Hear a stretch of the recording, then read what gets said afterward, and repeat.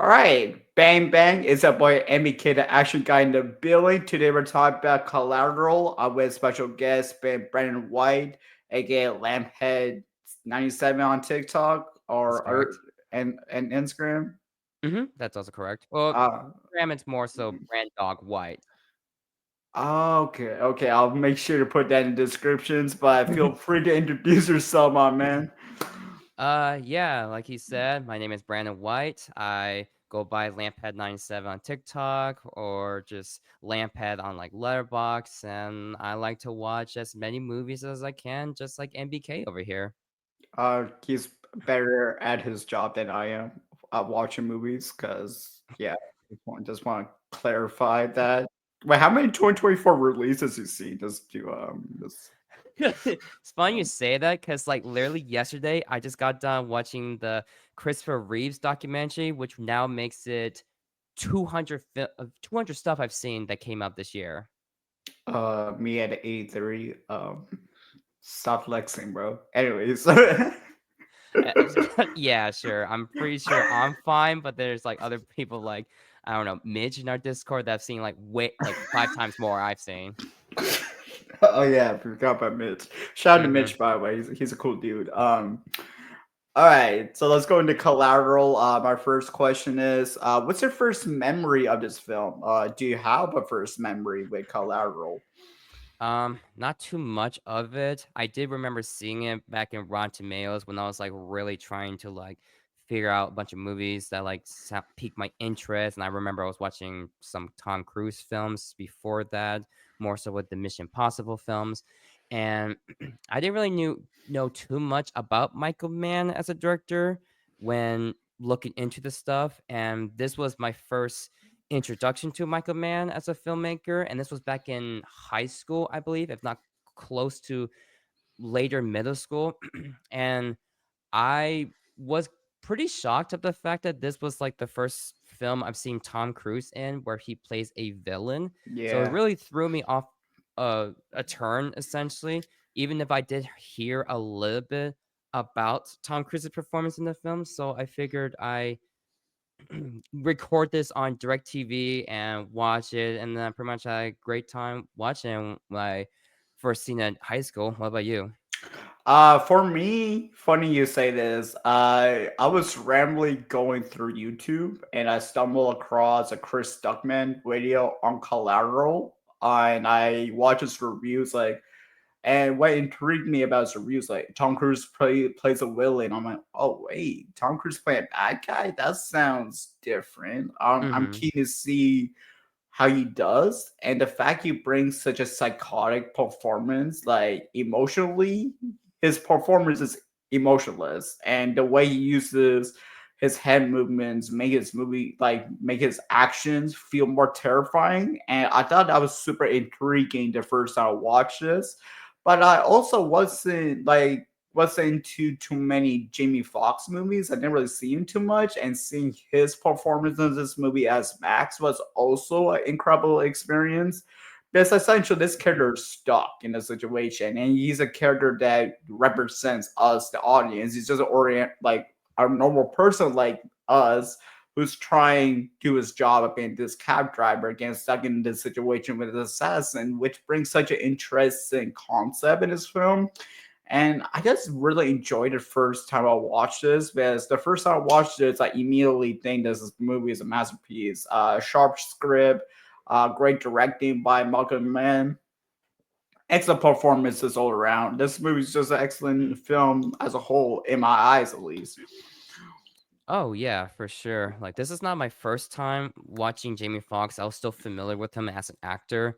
I think like one of the first films I really took attention to him as a performer was when he played Ray Charles in the film Yeah. Ray. That was when I really like got an idea. It's like, oh, like Jamie Foxx is someone that I really want to see more stuff of his ordeals. And come across this film, this was like a very different portrayal of, well, not only just Tom Cruise, but also like Jamie Foxx as well. Because, like you said, he plays as like a very normal type of person that is a cab driver, and he's just like your typical kind of person that honestly just makes casual conversations with people that are just nothing like all that important, really. I mean, even when you get um, him conversating with the lawyer, played by Jada Pinkett Smith, who I forgot was in the movie. Yeah, me Like, too.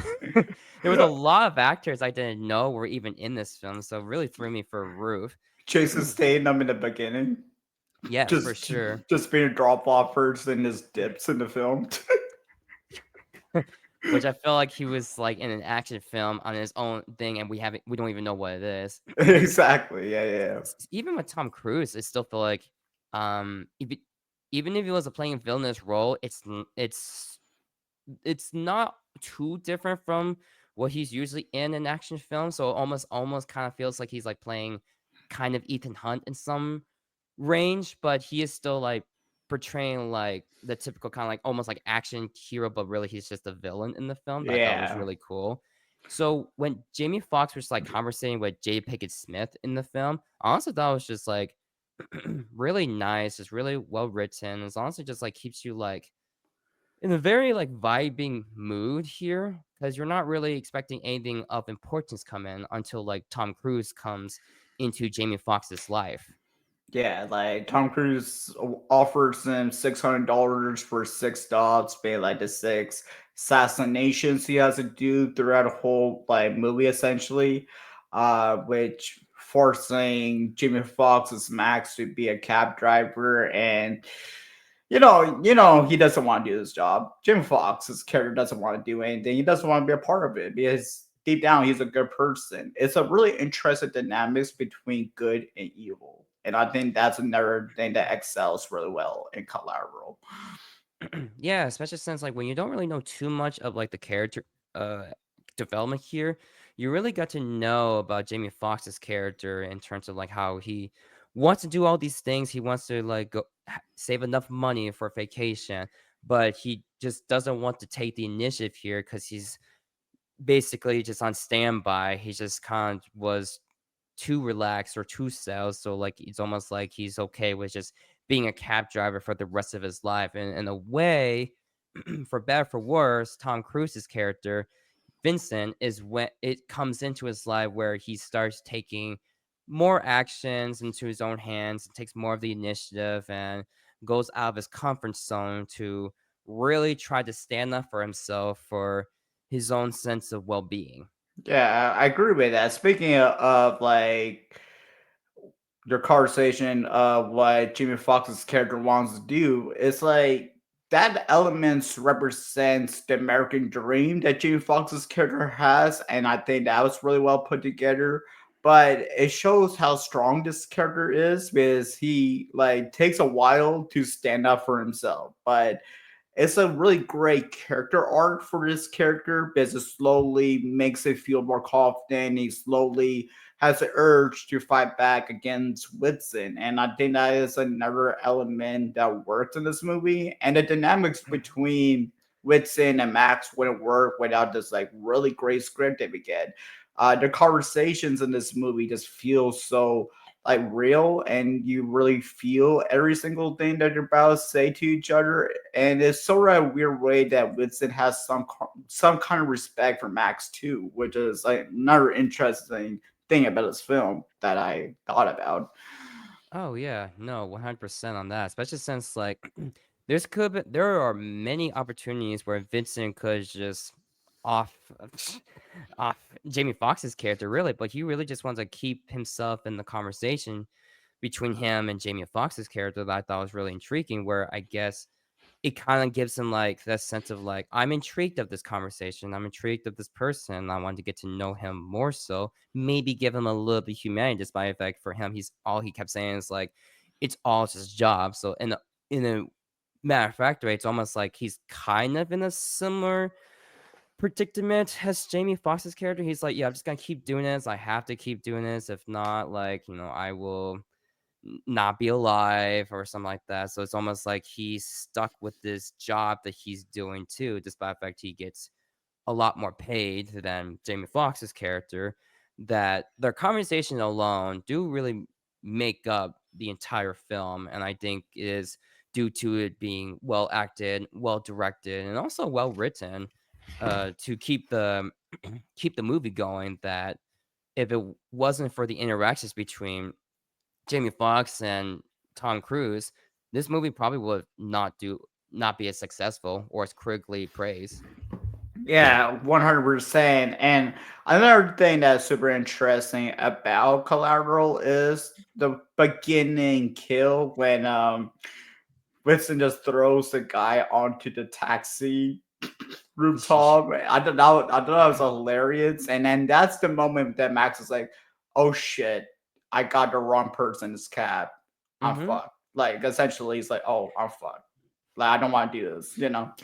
Mhm, and the thing is, like, Tom Cruise's character, despite, like, before Max got to know Vincent, like, he still managed to keep his cool. He could easily be, like, I don't know, panicky or over the top or even cartoony way, but no, he still keeps his, like, his momentum, his cool, and just acts like it's just, like, another day for him. It's just, I guess, a little bit more inconvenient knowing the fact that Max knows about what Vincent does for a living, Yeah, and in a way, Vincent does try to act a little suave and try to act like cool, but also still be intimidating as hell, especially when yeah. he has the weapon on Max. There's even a point where I thought this was a funny scene where I know what scene you're talking about. Yo, homie, that's my briefcase. That's what we're talking about. no, not that one. Nah. This one's a lot more subtle. There was a part where like Vincent like chains Max to the wheel, and then like he would say I don't remember what he said around him, but what he said got Vincent like to get out of the car, and then once he was about to go out of the car, he just gives him a look, and then he Yeah. just does his thing. That was a very funny, subtle moment from Yeah. Tom Cruise that I thought was like, okay, there are some like sprinkles of humor throughout the film that really keeps the momentum going in case the movie gets, I don't know, a little too serious or gets a little boring at some points. Yeah. Well, those subtle humor moments do really click for his film, but the tone is perfect and it really matches what this film is trying to do. But I want to go into the Yo Homie is in my briefcase scene because it's kind of a funny scene and then it's a scary scene at the same time.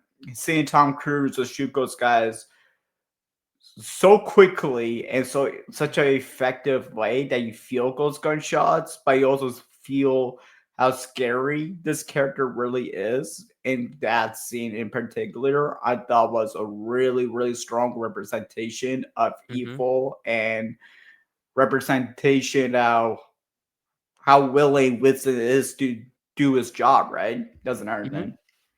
Yes, 100%. And I do know with that scene, it was a really great scene, knowing the fact that like the action is very well done, which Michael Mann knows how to direct action very well, but he also knows how to direct like gun sounds because it really feels like, at least in a way, it feels like it accurately portrays the weapon in such full force of how it like realistically sounds that he is quite an expert on that because I remember in Michael Mann's previous film Heat, there's a Yeah. lot of like weapons being used in the film that feels like these are like actual guns being used. It feels really authentic in terms of how they're being presented, the sounds and the impact and the effect of it. That there's something like this, like when he just like shot those people, I was like, oh shit, I forgot. Yeah, this is a Michael Mann film because those weapons can be extremely loud and it Yeah. really like takes you off by a storm. But you know what I like about like directors like Michael Mann, Denis Villeneuve is how they use sound design in their films. And I feel like when a gunshot is really silent and you only hear the bullets, it makes the scene feel so much more impactful. And I Hmm. felt that more during those gunshots. But if he put music during that scene, it wouldn't hit the same. And having the silent, just feeling the gun go bang bang, just adds that realism in this film, which is another thing I really appreciate Michael Mann doing. And he does that a lot with Heat as well. Hmm. Have you seen any other Michael Mann films besides this and Heat? Black. What's that movie called? Black Chris Hat? Black Cat. It's Ferrari. I've seen this. About to see Insider and Thief soon. I think those are the only ones that need still seen and be good. Yeah, no, I get it. Like Michael Mann's like style has been very like Oh, Miami Vice. That's another one I've seen. Yeah, I forgot about Miami that. Vice. Okay, I haven't seen Miami Vice, but I've heard that one's gotten critical repraisal as years has progressed. Because back then it was pretty mixed on that point. But I that's one of the Michael Mann films I haven't seen because there are like a few films I've seen from Michael Mann, whether like The Insider, Heat, Ali, Black Hat, where he has like a very grounded realism style he has going for his films, whether it's something like action or drama. It really like keeps you on edge where it feels like it's very meticulously detailed on how he wants to present these his filmography in a way that that feels very like I said, very grounded and really keeps you on the toes in terms of what he's gonna do next and how it's gonna be done and something that like not a lot of directors of this type of category will put that amount of effort in. Yeah, and that's something you got to respect for Michael Mann to do. But I also like the way he's environment in this movie. I talked about this a little bit, by showing a little bit of LA lights. I like the fact Vincent does a line where everyone loves LA, but I don't, showcasing that he's not really a city person, I guess, sort of. Um, but also like the scene where Jamie Foxx talks to Jada Pinkett Smith about a little like vacation picture Hmm. he has, and gives it to her. A little bit of symbolism there, which I really appreciate. Because some of the things are great. Yes, like I like how it was just kind of used as like kind of like a defense mechanism for Max whenever he gets like in a bubble or something like that. He wants to put himself out of the gritty stuff, all the harshness, and he's like, I'm just gonna keep looking at this island picture for like a little bit, and then I'm back to like reality, just a sense of like escapism to relax Yeah. himself of his all of his stressful days.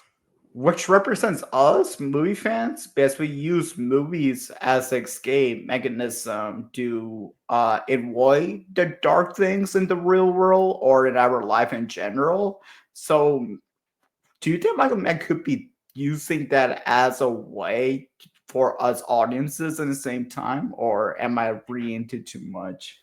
I wouldn't say that personally. I mean, everyone's got their own sense of like escapism or as a method they use to like calm themselves down. Sometimes it could be a picture, sometimes it could be like a stress ball, or something it could be just breathing, all this stuff. And and that's just something we as people can relate to in our own sense of like how we try to like put ourselves at ease, make our own sense of escapism. And even like when Jamie Foxx was in a stressful situation and doesn't have the picture, essentially Tom Cruise is basically telling him to like keep breathing and kind of is working, but it's also not because it's not really like his sense of escapism is not his way of like calming himself down, especially since Yeah. he gave the picture to Jay Pickens Smith's character. So he didn't really have much to like really calm himself down. So it takes longer for him to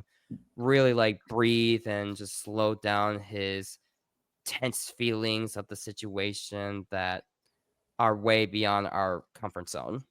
Yeah, 100%. But another thing I forgot about this movie was Mark Ruffalo was in this film. I couldn't even Mhm. recognize him with the weird haircut he was going on with. I don't know what's going on with him during this film, but it's always a joy to see Mark Ruffalo. I really enjoyed his performance in this, even though he wasn't in it too much. But he played. I thought he played a cool detective.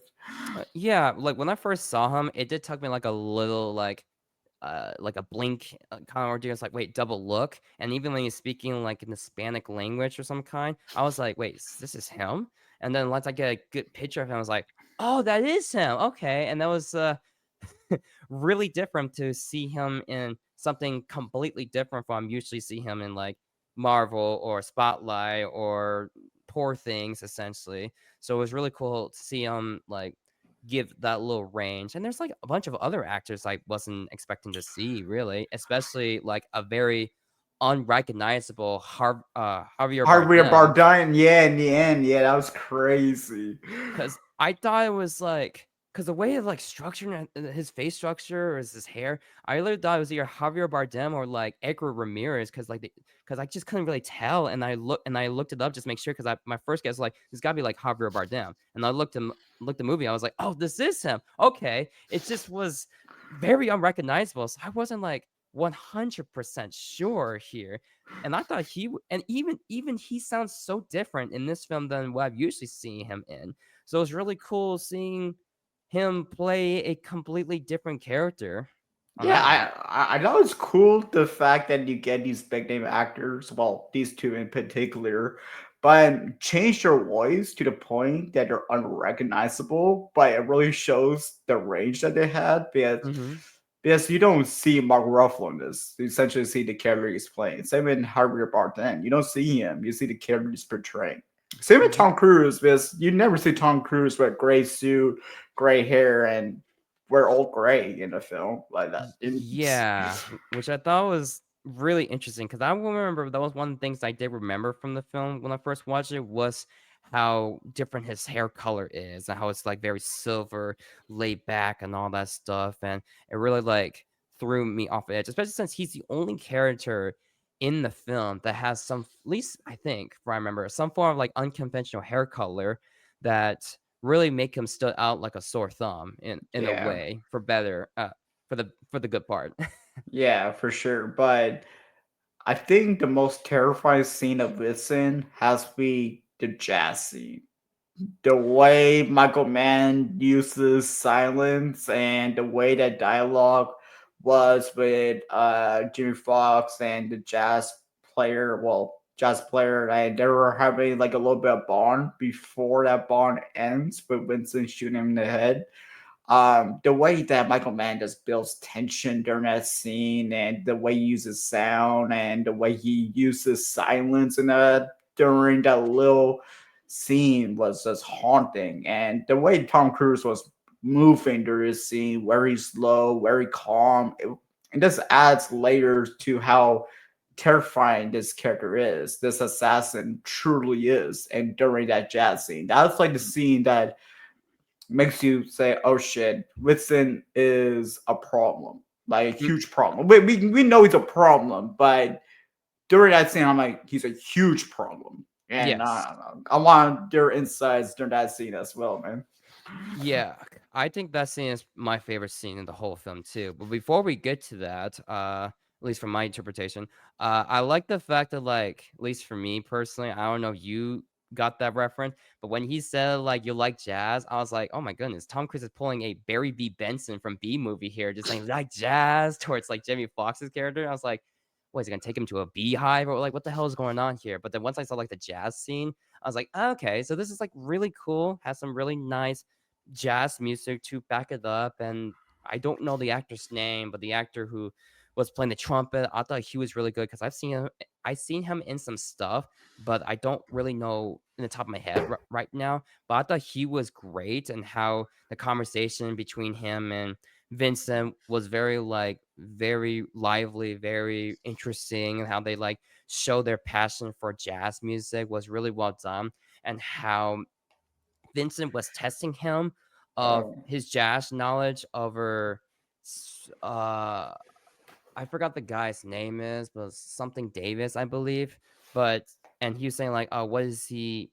How like how do you teach himself jazz music?" And he said then, and then he essentially got it half right, but he got it half wrong, which makes Vincent like such an intimidating villain that at first it was like, okay, yeah, like he's like helping. Max out a little bit, but he's also just being like a prick about it. But then you see like that scene, you're like, oh no, he is just a full on villain in this film, Yeah. and it really just like makes you like up for the ride for it. And you're like, oh hell yes, let's see where this is going. You know, the scary villains are smart villains. And that scene shows Whitson is a smart villain and has so much knowledge about like jazz even. He makes Hmm. jazz terrifying. How you Yes. make jazz terrifying? Yeah, that's just crazy, you know? Just something about the relaxing things, just like all of a sudden just keep you on edge. Sometimes like the most relaxing thing can be most terrifying because you're not really expecting anything until like it hits you full force and then it just blows you by surprise. Yeah, 100%. Um yeah, that was my first scene in this film. Another thing I like or love about this movie is sort of near the end, you see Max, not Max, you see Vincent going after Jada Pinkett character, and Max finally catches up, and Vincent's like, "What are you going to do about it?" And then Max shoots him like in the neck. I thought that was a really great, powerful character moment for Hmm. Max, and it shows that he's willing to do what it takes to save Jada Pinkett Smith's character. But also want to talk about a car like him crash into taxi because that was a big moment too. And I think you see a deer before that happening, I believe so. A deer, you say? I don't Yeah. think I saw it in the film, but they do reference a deer just because of like how the car windshield is cracked and the police officer like pulled him over, say like, what happened with this? He's like, oh, I hit a deer, and they're like, a deer? Like they really were very suspicious about that, which I Yeah. understand why. But it really showed his like lack of confidence in that scene, and as it shows like throughout the film, it's almost like Vincent kind of helped him like really be more confident in terms of what he wants to say, especially with the scene between Max and Felix, Javier Bardem's character, that really showed that like he got unconfident at first, but then I think once time progresses and the dangers really start to come his way, that's when he just in a snap of a finger really got Thanos. into like confidence mode and starts like lying because he apparently does a really good job of lying to his mom. So I guess he kind of like used that as a way to get Oh himself in that yeah, situation. that was disgusting for Vincent, making him go to the hospital where his mom is at. That was Mhm. evil. Oh my god. It was like really. It was also pretty funny at the same time, just because we get to know more about Ida, the mom character. She was like pretty funny despite the fact she was like, he's like, man, I don't give a fuck about these flowers here that you bought. They're just gonna wilt and die. And he just like looks at Vince, is like, see what I mean? The It's like, conversation was pretty funny. yeah, that conversation was pretty funny. But I like the fact that Winston was super nice to his mom, Hmm. regardless of the situation they are in. Which is again makes him such an interesting villain because he switches from being this like super nice guy to someone Hmm. who I'll kill you. Hmm. Like that tone switch, and Tom Cruise does a great job with that. It's a Hmm. very sociopath performance by Tom Cruise, and it Yes. just elevates the character in so many levels. Like I said before, the briefcase, your homie, that's my briefcase, shooting ghost people. And then the casual conversations between Max being such a calm conversation, but could lead into something horrific, like Max getting handcuffed to the steering wheel. Like there's so many things about his character that makes him such a compelling villain that Hmm. really wants me to see Tom Cruise play more characters like this. Like we've seen Tom Cruise play in a hunt for so long. I want to see him tackle some villain roles in the future again. I think that'd be something I really want to see. Yeah, I agree with that too, especially since like we haven't really seen Tom Cruise put on like a range of performances in his later career. In his early careers, it's been showing a lot of that. Like he just being in Ricky Business or being a Paul Thomas Anderson film or being a Michael Mann film. And then once he like really gets into the action modes, like it's kind of like where he wants to keep doing more of. Even though we were gonna get a Quentin Tarantino film with Tom Cruise in it, but that one kind of like got canceled, and now it's off to like different projects and all that stuff. So that's a missed opportunity on that one. But I do think like Tom Cruise like can be like really, really funny, especially in like Tropic Thunder. Like it's like probably like one of my favorite performances from him. That Yeah.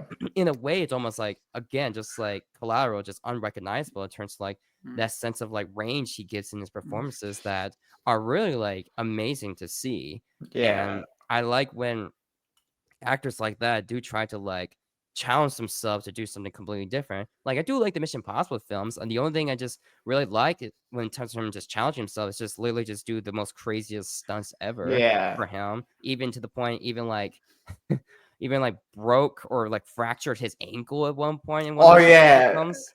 And the scene still keeps going. Like, Mm-hmm. I mean, Scientology, man. I mean, what can I say? Yeah, he's my favorite Scientology actor. Sorry, John Travolta. I'm sorry. Anyways, uh, Oh, jeez. that's gonna be a fun episode.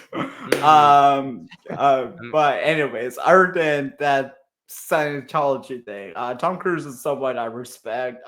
He's such a dedicated actor, willing to do whatever it takes to entertain us movie fans, even risk his life, which Mm-hmm. most actors won't do that for us. Which, Yes. yeah, and Like, like I was gonna. he's 60 and he's still doing it. It's crazy. Mm-hmm. It's wild. Yeah, because I think people are like a little like people are just like, hey, we gotta do stunt doubles, and I do get that, and because even I know like back then, like old cinema classics, like a lot of these actors do like want to risk themselves for making art out of it, and now as time progresses, like people getting accidents and all that stuff. It's like, let's just not do that. So, and Tom Cruise being one of the actors, like, I want to keep doing this. I'm gonna keep risking my life for the sake of art. I do got respect to him for trying to do something dangerous and is willing to do something like that. Whether it works out in the long scheme of things or not, like the fact he always likes to risk his life over any Yeah. film really is really cool. Even like something like Top Gun Maverick, that he hasn't done a film like that in decades, where he's just flying one of those like freight pilots or something like that. Yeah. It's he likes to do like a lot of like risky things for just for the sake of the authenticity of things, and make it seem realistic, make it seem grounded, and make it seem very entertaining for us audience to see that are great to watch.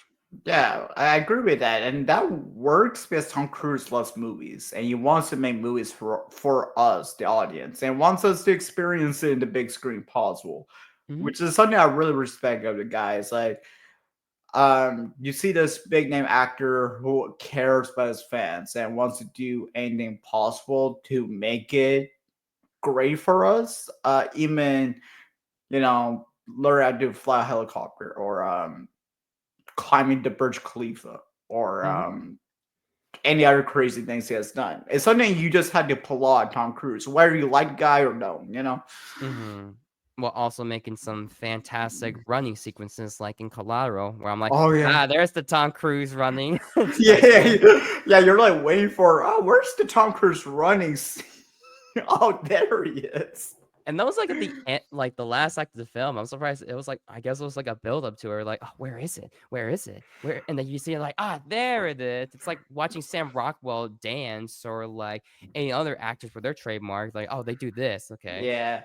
But like speaking of Tom Cruise, the way this character Vincent gets onto to the train, very Terminator esque. Like that was scary. Like he That was was running. sick. That was sick. That's probably my first shot in the film of him getting to the train because he's like has this really scary face to it that's emotionless like a Terminator. And that was Hmm. something wow. it's like I just kind of like just like did it like again just like did like a second reaction. I was like, wait, hold on, did he just literally just get on the back of the train just so seamlessly? I was like, wow, this guy is crazy, and we love it when he does crazy things like that. And it really just shows again like how much of like a skilled assassin his character is, that like he does this for a living, so he doesn't have no fear when it comes to just jumping on trains or like getting out of cars accidents just so just I don't know, flawlessly. Like he's just perfectly fine. It's crazy. This guy is like in a way an unstoppable machine. The only way to give like his own ending is just pretty much just kill him. Yeah, exactly. And speaking of his death, I like the fact that Michael Mann has like a lightning effect. It goes, you know, Hmm. uh, Almost strobing, but not too much. a little bit, and then you hear gunshots, but you don't know who dies because it goes black for a second, and then Hmm. you see it camera move to Tom Cruise. Listen, it's like he talks to Max about something. I forgot what the piece of dialogue was, but the way he dies is scary as hell because he dies so small, but like so calmly at the same time. Like, like Yeah. Like in a way, he almost like kind of like smile at him, like he's almost like kind of proud of Max for taking the initiative here and actually trying to make something for himself in order to save someone. Even though he still has that very sociopathic nature here, because I do remember like one of the lines saying like, "Yeah," is talk about how he's like, "Yeah, no one's gonna know that I just like died here." In summary of it, and I thought that's kind of like an interesting way of presenting that, especially like in trains like that. I mean, it makes sense why he will say something like that, and also like in I don't know, in that place like that, like anyone can die in those types of places. yeah, exactly. But Hmm. like another thing that we didn't really tackle on is the score of this movie. I mean, the score is really strong in the Collateral, and I think it makes the society hit different when you have these intense scores or having more dramatic scores to elevate scenes in this Hmm. film. I think that was another really strong element of this film that we didn't really talk about. I do think like the score of the film is pretty well done. I think that was pretty well done. The song usage of it, for the most part, I did like. I think there was like one or two song I thought was kind of oddly put, I guess, in the film. I think there was like one that just involves him just driving, and it's like a whole like, and there's a song that's playing, or someone is singing, and I was like, it was at a point where I was like, oh yeah, this is kind of like a 2000s kind of film where they're just like putting on like a bunch of like licensed music like that will either fit or not. And I think for the most part, those licensed songs did fit in the film, but that one or two song, I was like, that's a little weird. Yeah, I mean that's probably like a really really small nitpick though, right? Hmm. Yeah. Um So, since you've seen majority of Michael Mann's movies, what would you put this? Where would you put this in the ranking? That's another question. Yeah, that's a tough question. So other than, like, some, like, nitpicks or something like that, like, I do think it's a great film overall. I think, like, in terms of, like, ranking-wise, because I'm looking at it right now, I think it's definitely, like, in this, like, top 5 or top 3. Like, I do think, like, Heat is a little better in some aspects, and The Insider is also a fantastic film as well. I think it was probably, like, th top 3 at Top best. three, that's fair. I mean, Michael Mann's such a great director that has Mhm, such a unique style that really stands out. Like we talked about this in this film, the gunshot strong. Making these characters so interesting by, for example, Whitson being from being a calm character to doing something terrifying. All those elements is great. I also mhm. love the cinematography in this movie. Like the Yes. driving around the city and seeing all the lights in the background and showing the environment of LA in such a beautiful way, which I never been to LA. Me This, either. this this this might be a catfish for me. I go to LA, it could be disgusting, but Hollywood somehow makes them look great. So if I go to LA, it's really bad. I'm gonna blame Hollywood for that.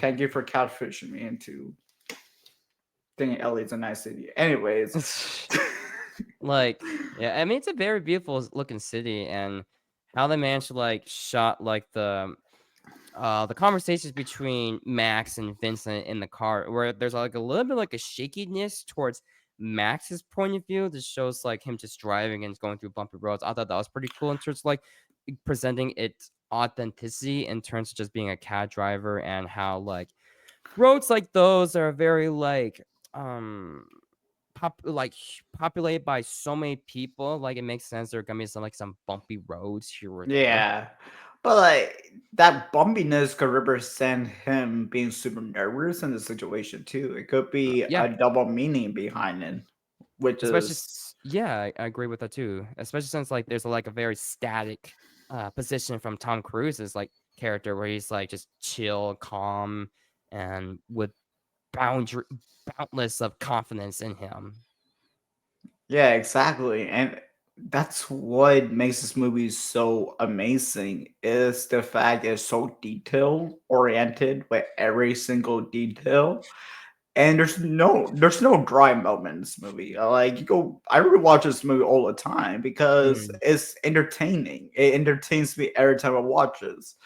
And I think it's a very essential viewing for anyone who's into like crime or thriller movies. If that's like your favorite genre, Collateral's the perfect movie Oh, for them to yeah. check out. Yeah, Like, for a genre like this, that's not really particularly, like, my kinda genre, I thought this was pretty good. Like, I can, like, think of, like, some issues I have with the film, but that's just, like, based on, like, personal preference. Like, well, besides that, weird usage of song, I don't know if it's just the copy I got from Netflix, or it's just like a movie or the whole movie, but like there was like some two parts in the film I actually wrote down just to make sure. Like there was like a weird editing mistake that was like unnecessarily loud when showing Javier Bardem's character for the first time, and then there was like another like weird audio issue, and it transitions to like Jada Pinkett Smith's character later on in the film. It was also like like weirdly loud, and then just like real quick. oh It was like, I don't know if it's just Netflix or something like that, but I thought that was like a little distracting. And I was like, well, this doesn't seem like meticulously well done here. This was a little jarring to say at yeah, least.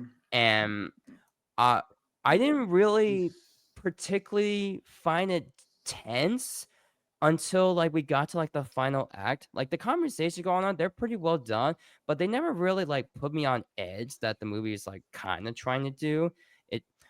And I don't know, maybe it's just because, like, I'm so used to, like, Tom Cruise being in, like, action films where he just plays a hero. I feel like when he's just conversating with Max, I'm just like, "Oh, yeah, he's not gonna really do anything to Max. He's a good person." Even though he's a villain in this film, so I'm used to that.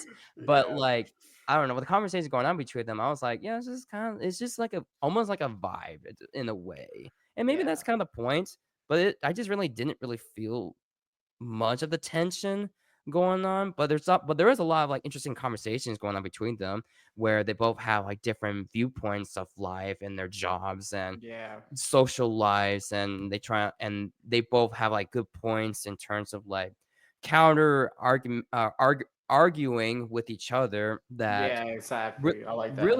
really shows, like, how in-depth the writing can be, because there's only like uh, not many films that takes place like really in a taxi cab for the majority of films that I do find really engaging. Like the only like film I thought of at the top of my head, which is kind of funny because I literally was thinking this while watching Collateral. This was not well, no, this came out this year. It was called Daddio, with Sean Penn being the driver's seat and Dakota Johnson just in the taxi cab, and the whole movie is just them having conversations with each other, and that's, like, the only time where I could think of where, like, "Oh, yeah, this takes place just all in taxi cab that I find very engaging. And I'm Yeah. glad that like something like Collateral that really knew how to present it very well, that could easily be very boring or very like monotonous or repetitive, all that stuff. But Michael Mann really knew how to make this work. And that's something I really do.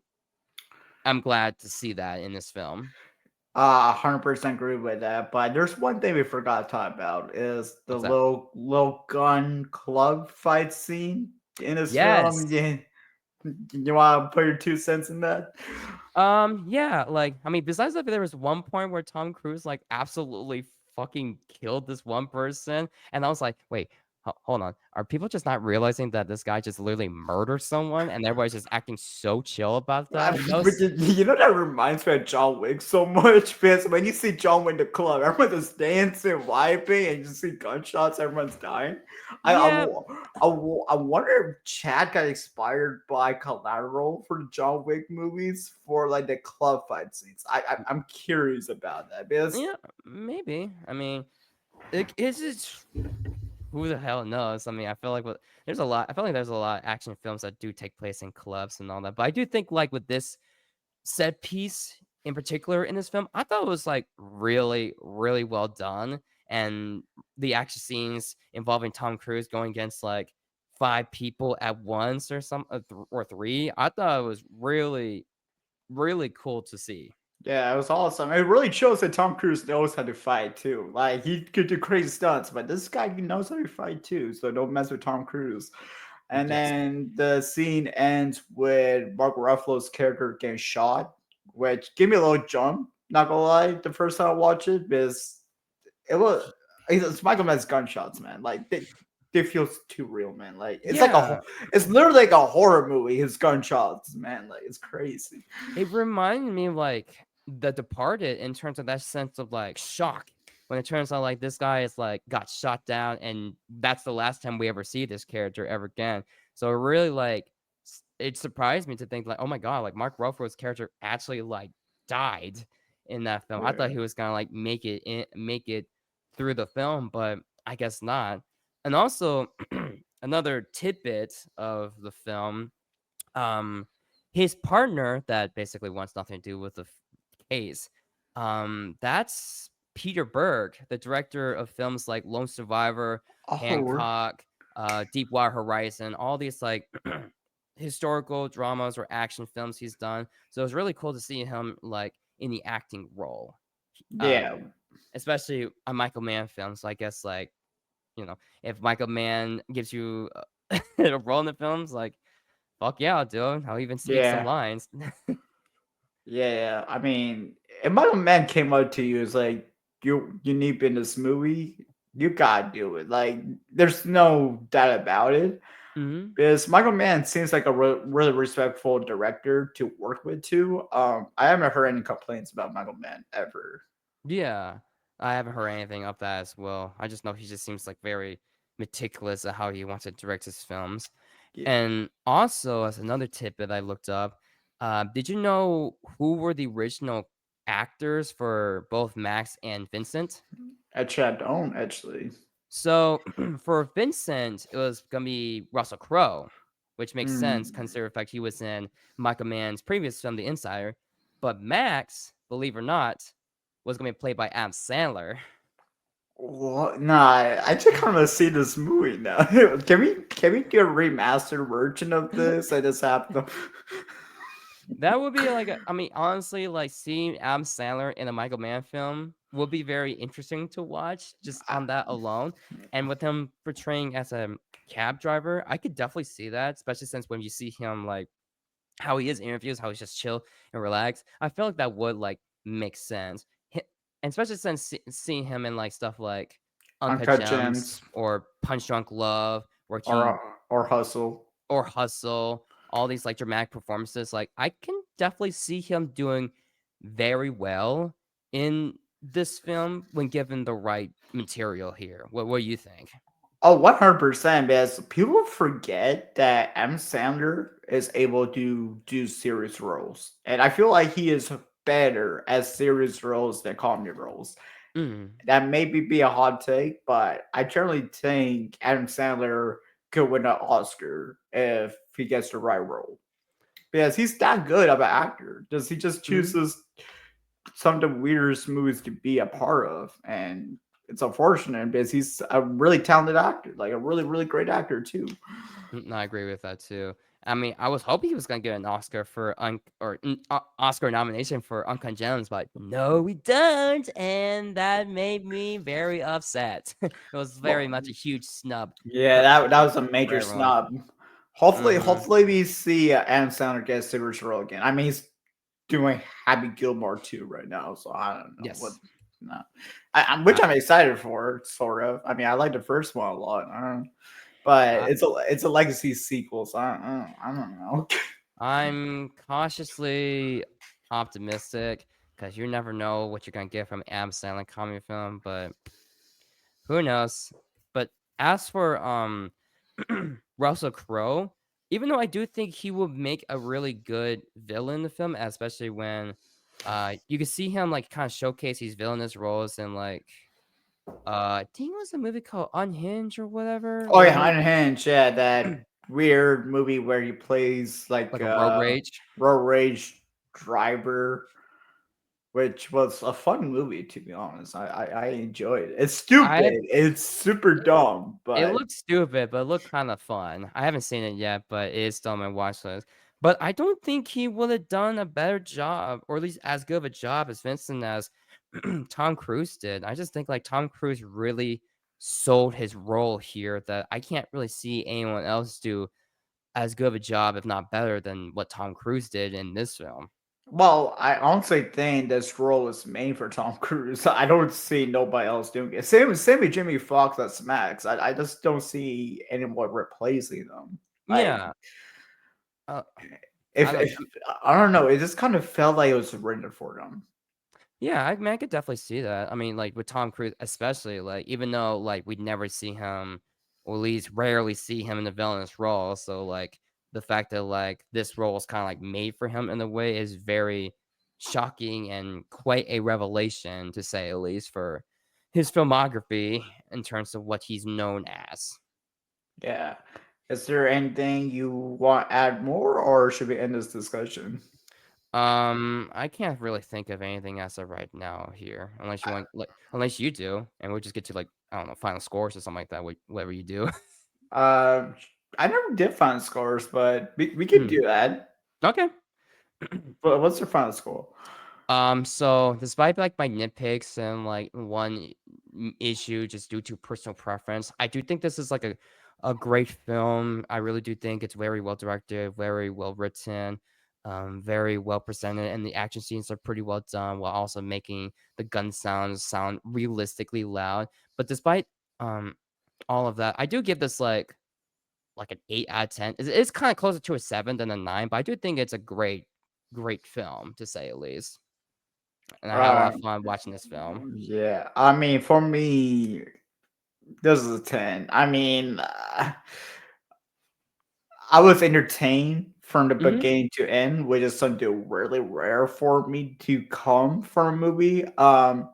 The fact this movie was super engaging with the conversations between Jimmy Fox and Tom Cruise is mhm, such a great treat. And you see, like you said, the gunshots, the sound design, the cinematography was all top notch. I thought this was just an excellent experience. But I also love Train Day a lot, and this movie gave me a little bit Train Day vibes, especially like in the beginning. Train Day when you see Ian Hawke and Denzel Washington having a conversation in their car essentially throughout most of the film, not the whole mhm. movie, but most of the film. So it did give me a little bit of Train Day vibes, which is another movie I love so much. Yeah, 10 out of 10 for me. I revisit this movie a lot too. And I can see why. I mean, it is a great film, despite the fact that it's like not my kind of genre. I like seeing in films. The fact that the movie still like kept my interest in the film and really kept me satisfied. I think it really speaks volumes to this. And another thing to add, or at least one last tidbit based on my notes, there was a scene at the final act where they're chasing, getting chased.